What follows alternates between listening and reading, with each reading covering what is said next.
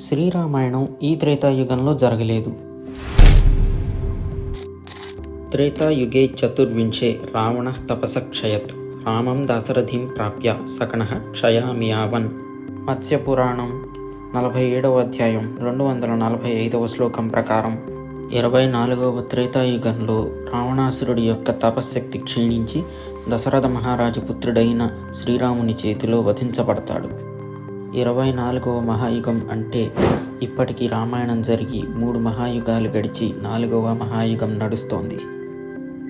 కాలచక్రం ప్రకారం 4 మహాయుగాలు అనగా సత్య, త్రేత, ద్వాపర, కలియుగాలు కలిస్తే ఒక మహాయుగం అవుతుంది. 24వ త్రేతాయుగం నుంచి ప్రస్తుత కలియుగ సంవత్సరం వరకు అంటే 24వ త్రేతాయుగంలోని 12,96,000 సంవత్సరాలు, ద్వాపరయుగంలోని 8,64,000 సంవత్సరాలు, కలియుగంలోని 4,32,000 సంవత్సరాలు. తర్వాత వచ్చిన 3 మహాయుగాలు అనగా 25వ మహాయుగం, 26వ మహాయుగం, 27వ మహాయుగం. తర్వాత ప్రస్తుత మహాయుగం అంటే సత్యయుగం నుంచి ప్రస్తుత సంవత్సరం వరకు 38,93,126 సంవత్సరాలు. ఇవన్నీ కూడినట్లయితే రామాయణం జరిగి ఇప్పటికీ 1,94,45,126 సంవత్సరాలు గడిచాయి.